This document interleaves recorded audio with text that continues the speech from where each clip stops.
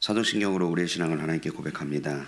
나는 전능하신 아버지 하나님, 전지의 창조주를 믿습니다. 나는 그의 유일하신 아들 우리 주 예수 그리스도를 믿습니다. 그는 성령으로 잉태되어 동정녀 마리아에게서 나시고 본디오 빌라도에게 고난을 받아 십자가에 못 박혀 죽으시고 장사된 지 사흘 만에 죽은 자 가운데서 다시 살아나셨으며 하늘에 오르시어 전능하신 아버지 하나님 우편에 앉아 계시다가 거기로부터 살아있는 자와 죽은 자를 심판하러 오십니다. 나는 성령을 믿으며 거룩한 공교회와 성도의 교제와 죄를 용서받는 것과 몸의 부활과 영생을 믿습니다. 아멘. 우리 찬송가 384장 찬양하겠습니다. 찬송가 384장입니다. 찬송가 384장.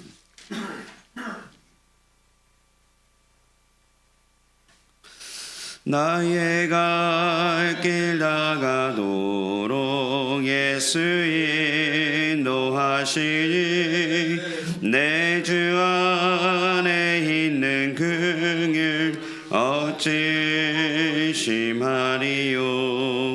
믿음으로 사는 자는 하늘 위로 받겠네. 무슨 일을 만나든지 만사 형통하리라. 무슨 일을 만나든지 만사 형통하리라. 나의 갈 길 나가도록 예수 인도하시니 어려운 일 당한 때도 족한 은혜 주시네.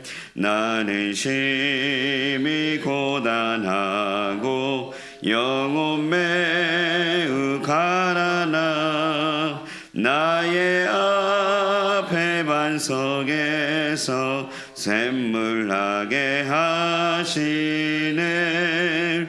나의 앞에 반석에서 샘물나게 하시네. 나의 갈 길 나가도록 예수 인도하시니 그의 사랑 어찌 큰지 말로 알 수 없도다.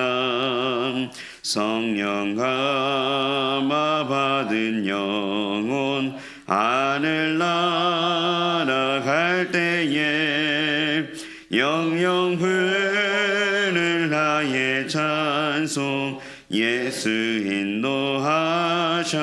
인도하셨네. 영영 부를 나의 찬송 예수 인도하셨네. 아멘. 오늘 우리에게 주신 하나님 말씀은 열왕기상 14장 1절에서 20절까지 말씀입니다. 성경 말씀 열왕기상 14장 1절에서 20절까지 말씀입니다. 1절부터 20절까지 말씀 한 절씩 교독하신 후에 마지막 절은 합독하겠습니다. 그때에 여로보암의 아들 아비야가 병든지라. 여로보암이 자기 아내에게 이르되 정하건대 일어나 변장하여 사람들이 그대가 여로보암의 아내임을 알지 못하게 하고 실로로 가라. 거기 선지자 아히야가 있나니 그는 이전에 내가 이 백성의 왕이 될 것을 내게 말한 사람이니라. 그대의 손에 떡 10개와 과자와 꿀 한 병을 가지고 그에게로 가라. 그가 그대에게 이 아이가 어떻게 될지를 알게 하리라. 여로보암의 아내가 그대로 하여 일어나 실로로 가서 아이야의 집에 이르니 아이야는 나이가 많아 눈이 어두워 보지 못하였더라. 여호와께서 아이야에게 이르시되 여로보암의 아내가 자기 아들이 병들었으므로 내게 물으러 오나니 너는 이러이러하게 대답하라. 그가 돌아올 때에 다른 사람인 채 함이니라. 그가 문으로 들어올 때 아이야가 그 발소리를 듣고 말하되 여로보암의 아내여 들어오라. 내가 어찌하여 다른 사람인 채 하느냐. 내가 명령을 받아 흉한 일을 내게 전하리니. 가서 여로보암에게 말하라. 이스라엘의 하나님 여호와의 말씀이 내가 너를 백성 중에서 들어 내 백성 이스라엘의 주권자가 되게 하고 나라를 다윗의 집에서 찢어내어 내게 주었거늘 너는 내 종 다윗이 내 명령을 지켜 전심으로 나를 따르며 나 보기에 정직한 일만 행하였음과 같지 아니하고 내 이전 사람들보다도 더 악을 행하고 가서 너를 위하여 다른 신을 만들며 우상을 부어 만들어 나를 노엽게 하고 나를 내 등 뒤에 버렸도다.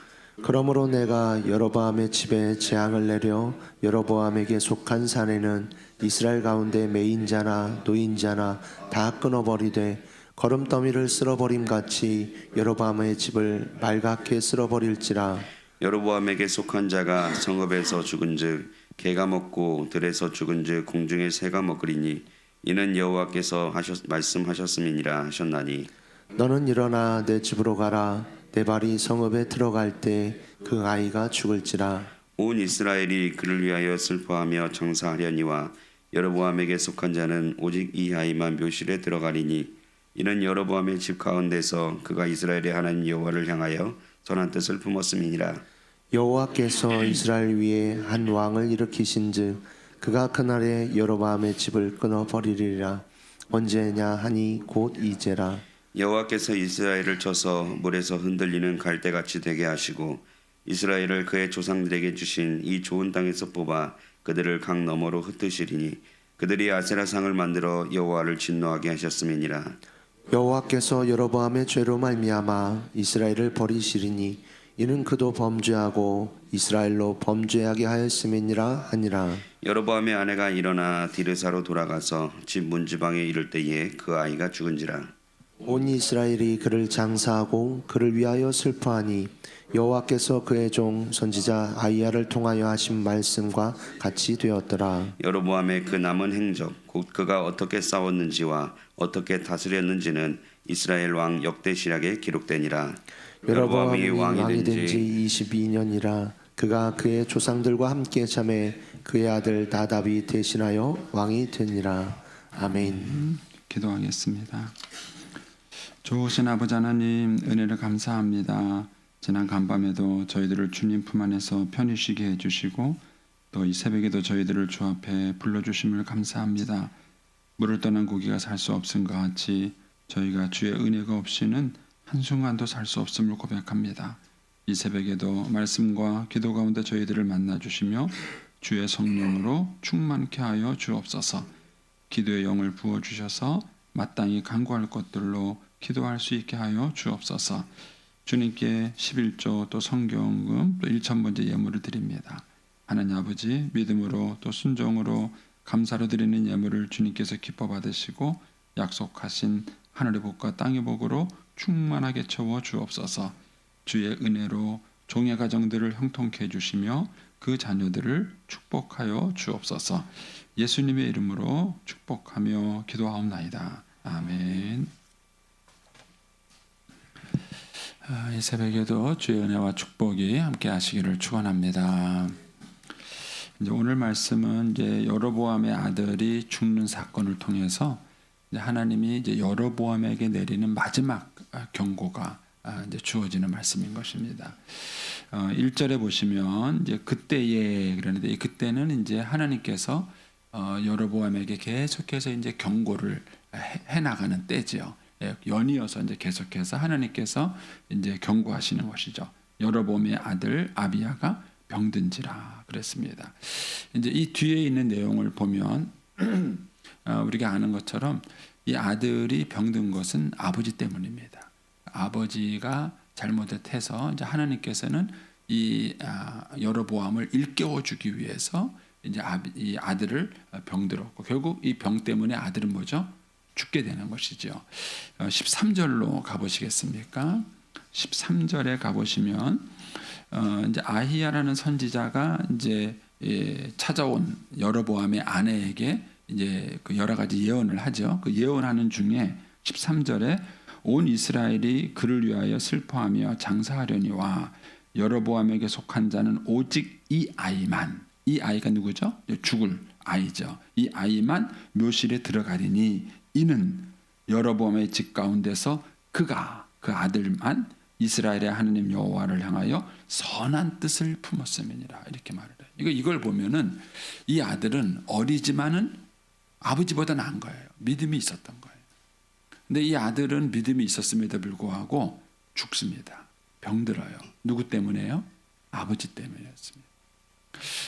이제 이거를 또 이제 잘못 오해하시면 이제 뭐 내 인생이 다른 사람에 의해서 결정이 된다 이렇게 오해하시면 안 돼요. 그러나 분명한 것은 뭐냐면 부모와 자녀의 삶은 연결되어 있습니다. 부모와 자녀의 삶이 연결되어 있고 그래서 우리가 본 것처럼 다윗 때문에 하나님이 솔로몬을 징계하시더라도 솔로몬은 끝까지 왕위를 하고 죽어요. 그리고 그 아들 때에 문제가 생기죠. 결국 또 르호보암은 아버지 솔로몬 때문에 나라가 뭐예요? 두동강 나는 어려움을 겪게 되는 것이죠. 그러니까 부모의 삶이 자녀의 삶에 막강한 영향력을 미치죠. 그래서 예전에 제가 내 부모를 공경하라 이 계명이 자녀를 위한 계명일까요? 부모를 위한 계명일까요? 어떻게 생각하세요? 저는 이제 내 부모를 공경하라 그랬을 때 이게 자녀를 위한 계명이라고 생각했어요. 그런데 하나님께서 이제 어떤 계명과 말씀을 주실 때에 어느 특정한 부류만 주시진 않는 거죠. 그래서 제가 이제 이 말씀을 곰곰이 이제 묵상을 하다가 어느 날 하나님이 이제 그런 깨달음을 주셔요. 내 부모를 공경하라. 이게 얼핏 보면은 1차적으로는 자녀에게 주는 계명이에요. 사실은 2차적으로 볼 때는 부모에게 주는 계명입니다. 왜냐하면 자녀들은 부모를 공경해야 하나님께 복을 받아요. 근데 문제는 부모들이 공경받지 못할 행동을 너무 많이 하세요. 자녀들이 부모를 갈등 없이 공경하는 아이들이 있어요. 왜? 부모님이 좋으니까. 엄마 아빠가 좋으니까. 그러니까 얘는 자기가 훌륭해서라기보다는 부모님이 좋아서 공경하다가 어떻게든 복을 받는 거예요. 자기는. 그런데 부모가 부모 역할을 제대로 못해요. 그래서 자녀를 하여금 계속해서 갈등을 일으켜요. 그거를 이제 골로새서에서는 뭐라 그럽니까? 내 자녀를 노엽게 하지 마라. 이렇게 말해요. 부모 때문에 자녀가 노여움을 겪어요. 그렇죠? 여러분들도 어린 시절을 생각해 보세요. 여러분들의 어린 시절, 여러분의 부모님을 생각해 보시면 부모님 때문에 화가 나고 부모님 때문에 분노하고 부모님 때문에 뛰쳐나가는 아이들이 너무 많아요. 그러니까 아이들의 갈등에 보면은 대부분 그 상대편의 반대편에는 누가 있느냐 하면은 항상 문제 아이들 맞은편에는 문제 부모가 있어요. 그래서 갈등을 일으키게 만드는 거죠. 결국은 이 아이가 부모 때문에 갈등을 일으키고 부모랑 대적하게 되면은요, 결국 내 부모를 공경하라는 계명을 어기게 되는 것이고, 그것 때문에 자녀가 징계를 받게 되는 거죠. 그래서 어떤 면에서 내 부모를 공경하라라는 이 계명은 부모에게 준 계명이에요. 그러니까 부모가 자녀에게 공경받을 만한 삶을 사셔야 돼요.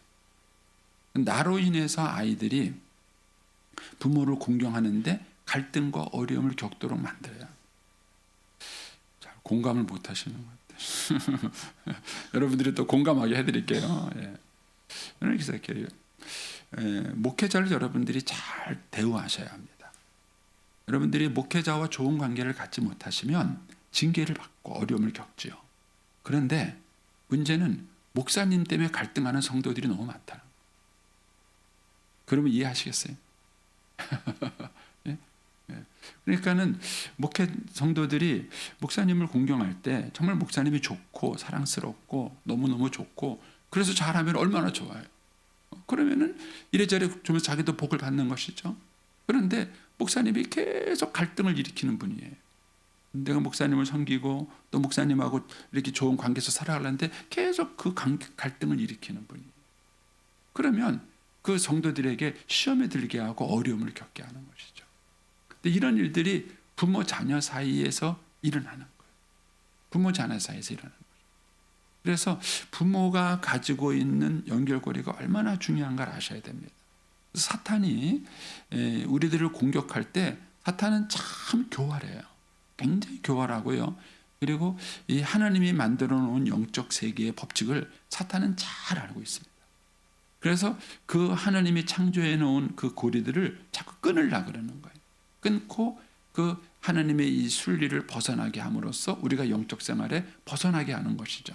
그래서 하나님이 원하시는 축복된 삶을 살지 못하도록 이끌어가는 것입니다. 그래서 저와 여러분이 신앙생활할 때 정말 정신 바짝 차리셔야 합니다.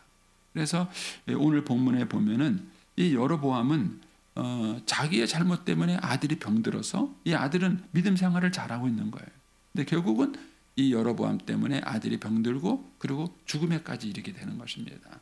자, 그런데 계속해서 이제 2절을 가서 보세요. 2절에 가셔 보면은 여로보암이 자기 아내에게 이르되 청하건대 일어나 변장하여 사람들이 그대가 여로보암의 아내임을 알지 못하게 하고. 이 왜 이렇게 변장을 해요? 떳떳하게 가가지고 나 여로보암의 아내인데 내 아들이 지금 아파 죽게 됐다. 아들이 살 길이 없느냐? 이렇게 말하면 되는데 이걸 왜 변장하고 속여요? 이미 그 자체가 여로보암이 찝찝하다는 걸 알고 있는 거예요. 자기가 뭐 잘못했다는 걸 알고 있는 거예요. 그렇죠? 우리가 아이들도 혼내보면은요, 열에 일곱 여덟은요, 요놈이 잘못한 거 알아요. 벌써 너 일로 와봐. 그러면은 벌써 알아요. 지들이. 인간이에요. 인간들은 자기가 가지고 있는 행동에 대해서 이미 잘했는지 잘못했는지를 대부분은 압니다. 그래서 우리가 하나님 앞에 범죄할 때 모르고 범죄하는 것보다 사실은 알면서 범죄하는 게 훨씬 더 많습니다. 훨씬 더 많아요. 모르는 게 아니에요. 알아요. 아는데 자기가 불순종하고 안 듣고 있는 거예요. 그러니까 이 여로보암은 뭔가 찝찝한 거예요. 떳떳하게 가서 못 만나는 거예요. 그러니까 자기 아내를 변장시킵니다. 누가 또 이렇게 합니까? 사울왕이 그렇게 한 거예요. 사울왕. 그러니까는 우리가 사실은 살아가는 동안에 모르는 것보다는 이미 알고 있으면서도 불순종하고 있는 내용들이 훨씬 많다는 거죠. 그래서 이제 이렇게 변장을 하고 이제 갑니다. 그러면서 이제 찾아가요. 다시 2절 말씀 보겠습니다. 그대가 여로보암의 아내인 것을 알지 못하게 하고 실로로 가라. 거기서 선지자 이사야가 있느니 그다음 뭐가 나옵니까? 그는 이전에 내가 이 백성이 왕이 될 것을 내게 말한 사람이다. 예, 솔로몬 왕 시절에 만났을 때에 자기 옷을 찢으면서 이 중에서 10개를 너에게 주고 내가 2개만 이제 솔로몬의 아들에게 줄 것이다라는 것을 이 사건을 이 사람이 기억하고 있어요. 지금 이 사건을 모르는 게 아니죠. 기억하고 있습니다. 그런데 이 사건을 기억하면서도 뭐가 문제가 됐습니까? 7절로 가보세요. 7절에 가면은 하나님이 이제 이 여로보암을 책망하는 말이 나오죠. 책망하는 말이 나오는데 거기서 뭐라 그러냐면은 가서 여로보암에게 말해라. 이제 아이야가 부인에게 하는 말이죠. 여로보암의 부인에게 이제 예언하면서 하는 말이에요. 가서 네 남편 여로보암에게 가서 이렇게 말해라. 이렇게 말하면서 얘기하는 겁니다. 이스라엘의 하나님 여호와의 말씀이 내가 너를 백성 중에서 들어 내 백성 이스라엘의 주권자가 되게 하고 나라를 다윗의 집에서 찢어 내게 주었거늘 이거예요. 이게 뭐죠? 하나님이 여로보암에게 베푼 은혜예요. 여러 베푼 축복이에요. 이것을 거기에 2절에 보면은 아이야가 여로보암이 지금도 기억하고 있는 거예요. 그는 이전에 내가 이 백성에게 왕이 될 것을 내게 말한 사람이다 이거예요. 그러니까 이 모든 것을 알고는 있는 거예요. 이 사람이 알고는 있는데 자 다시 8절로 가셔서 어떻게 벌어집니까? 나라를 다윗의 집에서 내어 주었거늘 그러나 이겁니다. 그러나 나는 너한테 이렇게 은혜를 베풀었는데 이거죠. 너는 내 종 다윗의 내 명령을 지켜 전심으로 나를 따르며 나 보기에 정직한 일만 행하였음과 같지 아니하고 내 이전의 사람들보다 더 악하고 더 악을 행하고 가서 너를 위하여 다른 신을 만들며 우상을 부어 만들어 나를 노엽게 하고 나를 내 등 뒤에 버렸도다. 그러니까 은혜에 대한 배은 망덕이에요. 배신입니다. 배신인 거예요. 그러니까 하나님께서는 이미 여로보암에게 많은 은혜를 베풀었어요. 많은 걸 줬어요. 근데도 불구하고 그 은혜를 받고 여로보암은 배신한 겁니다. 하나님을 배신하고 하나님을 버린 거예요. 이것이 여로보암의 죄인 거죠. 근데 이것이 저와 여러분의 모든 모습들이에요. 우리가 살아가면서 느끼는 배신이 뭐죠? 아내가 남편을 위해서 모든 걸 희생해요. 시집 와가지고 내가 이 집을 위해서 모든 걸 희생하고 다 헌신하면은 그 아내를 버리지 말아야죠. 그 아내를 귀하게 여겨야죠. 그런데 남편이 배신하는 거예요. 남편이 배신하고 그 아내를 버리는 거예요. 남편만 배신하는 게 아니라 시댁 식구도 배신하는 거예요. 문제되는 거죠. 인간관계에서 우리가 참 일어나는 것이 뭐냐면 받은 은혜를 잊어버리는 거예요. 그래서 우리가 어렸을 때부터 우리 아이들에게 감사를 가르쳐야 돼요. 저는 요즘 교육이 문제라고 생각하는 게 뭐냐면 감사를 가르치는 게 아니라 권리를 가르쳐요. 권리. 그러나 영적인 시각에서 바라보면은 저와 여러분의 권리가 뭐가 있습니까? 생명이 권리입니까? 은혜입니까? 우리가 살아가는 모든 것이 권리입니까? 은혜입니까? 은혜예요. 하루아침에 내가 태어난 것도 은혜예요. 먹고 사는 것도 은혜예요. 살아가는 모든 게 은혜죠. 그게 왜 권리입니까? 그런데 우리는 아이들에게 권리를 가르쳐요. 하나님 앞에 은혜를 가르쳐야죠. 저는 어렸을 때부터 클 때 부모님들이 그런 은혜를 가르쳐요. 스승의 은혜를 잊지 말라. 요즘 아이들은 스승 앞에 권리를 찾아요. 학생의 인권을 찾아요.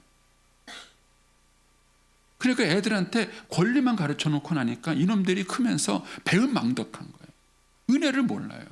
스승의 은혜도 모르고 부모님의 은혜도 모르고 자기 주변에서 자기를 베푸는 사람의 은혜를 도무지 모르는 거예요. 그러니까 권리만 가르쳐 놓고 나니까 이 마음속에 피해의식만 가득한 거예요. 내가 이걸 누려야 되는데, 내가 이걸 가져야 되는데, 내가 이걸 원해야 되는데 내 권리를 뺏겼다 이거예요. 그래서 어렸을 때부터 우리 아이들에게 피해의식만 가르쳐 놓고 나는 거예요. 피해의식만 얼마나 가르쳐. 여러분 우리 시대가 영적으로 얼마나 하나님과 반하는 시대인가를 잘 여러분 기억하셔야 돼요. 결국 우리 인간의 타락은 어디서 오는가? 하나님이 우리에게 주신 은혜를 잊어버리는 데서 오는. 은혜를 잊어버리면 사람이 이렇게 배은망덕하게 되는 것입니다. 하나님의 은혜를 아담과 하와가 범죄했습니까? 하나님의 은혜를 잊어버렸잖아요. 왜 사울왕이 그렇게 됐습니까? 하나님의 은혜를 잊어버린 거예요. 은혜를 잊어버렸을 때 사람이 악하게 되는 거죠. 저는 이제 목회하면서 여러 종류의 사람들을 만나요. 근데 결국은 은혜를 아는 사람과 은혜를 잊어버리는 사람의 차이더라고요.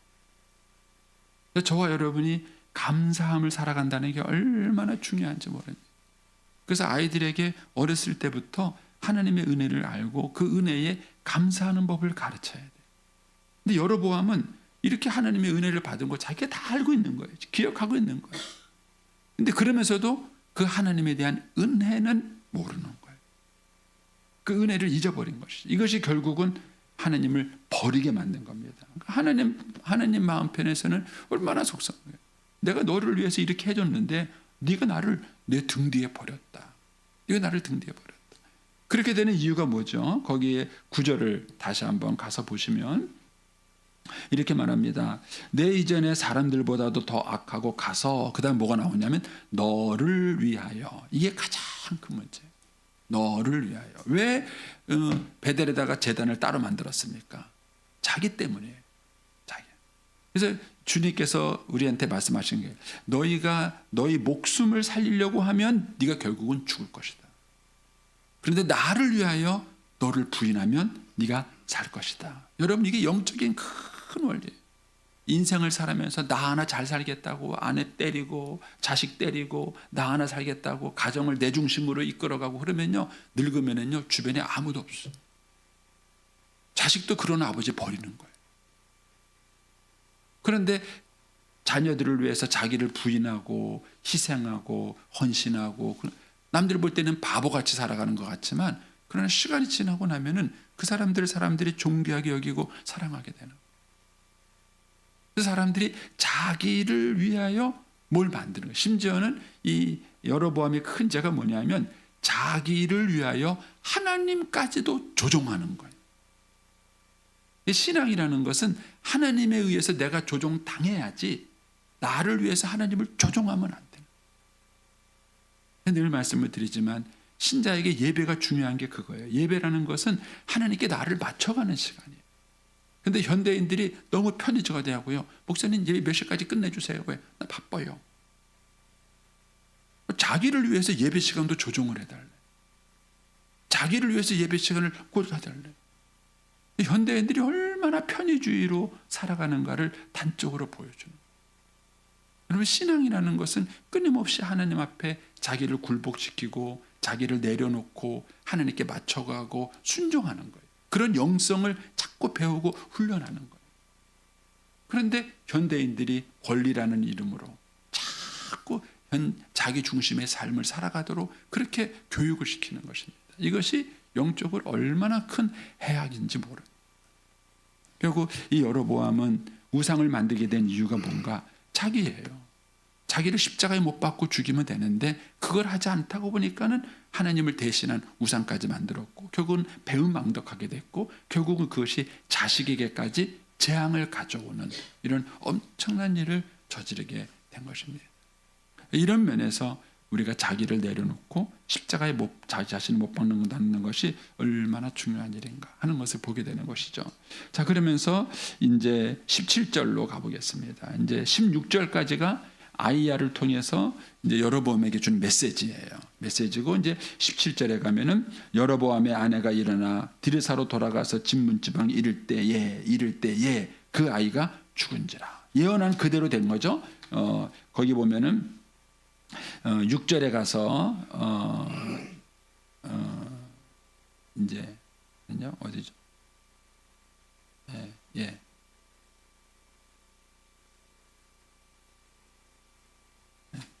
갑자기 눈이 안 들어오네. 하여튼 이제 이 아이가 죽을 거라고 예언하고 돌아가서 이제 낫지 못해 죽을 거라 그랬는데 17절에 가면은 어쨌든 이 아이가 여로보암의 아내가 집에 딱 도착하자마자 말한 대로 뭐예요? 그 아이가 딱 죽었습니다. 그리고 88절에 가서 보시면 온 이스라엘이 그를 장사하고 그를 위하여 슬퍼하니 여호와께서 그의 종 선지자 아이야를 통하여 하신 말씀과 같이 되었더라. 이렇게 나와요. 하신 말씀과 같이 되었다. 그러니까 이 18절까지 이 여로보암의 사건이 일어난 제단이 깨지고 손이 굳어버리고 하는 이 사건부터 시작해서 여기까지 오는 동안에 하나님께서 계속해서 보여준 것은 뭐냐면은 하나님의 말씀과 같이 되었더라. 하나님과 말씀과 같이 되었더라. 이것을 보여준 거예요. 그러면서 하나님께서 계속해서 여로보암에게 이 아들까지 죽인 이유가 뭘까요? 이거를 징계로 이해하시면 안 돼요. 하나님은 이때까지라도 여로보암이 돌이키기를 원하시는 거예요. 이때까지라도. 이 순간까지라도 여로보암이 깨닫고 하나님 내가 잘못했습니다.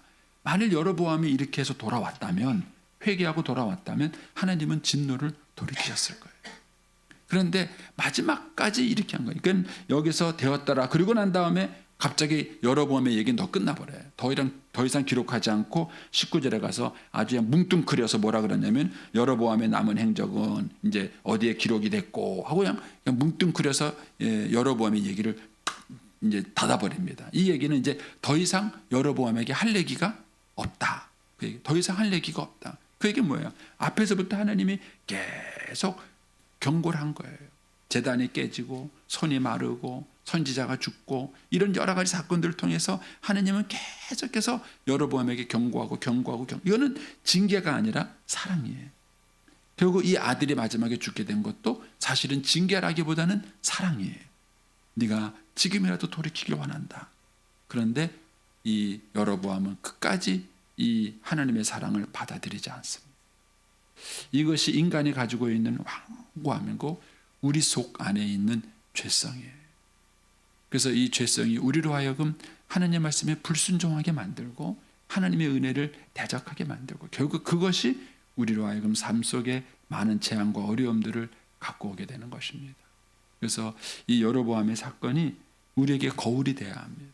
열왕기상 기자가 이 사건을 우리에게 기록하면서 여로보암의 모습 속에서 우리의 모습을 볼 수 있어야 합니다. 하나님은 끊임없이 지금도 우리를 사랑하시고 권면하시고 또 회개의 자리에 돌이켜서 나오기를 하나님을 원하시는 거예요. 그런데 우리가 그것을 들으면서도 계속 고집을 부린 거죠. 그리고 결국은 자기를 위하여 인생을 계속 선택하며 살고 하나님의 은혜를 잊어버리다가 결국은 이런 어려움을 겪게 되는 것입니다. 저 오늘 한 날도 하나님이 나에게 주신 은혜가 무엇인가를 다시 한번 잘 기억하고 우리가 그 은혜만 기억한다 할지라도 우리가 하나님의 은혜에 배은망덕한 삶을 살지 않을 것입니다. 오늘 한 날도 주님 중심으로 주님을 기쁘시게 하시는 그런 한 날이 되시기를 축복합니다. 기도하겠습니다. 오늘은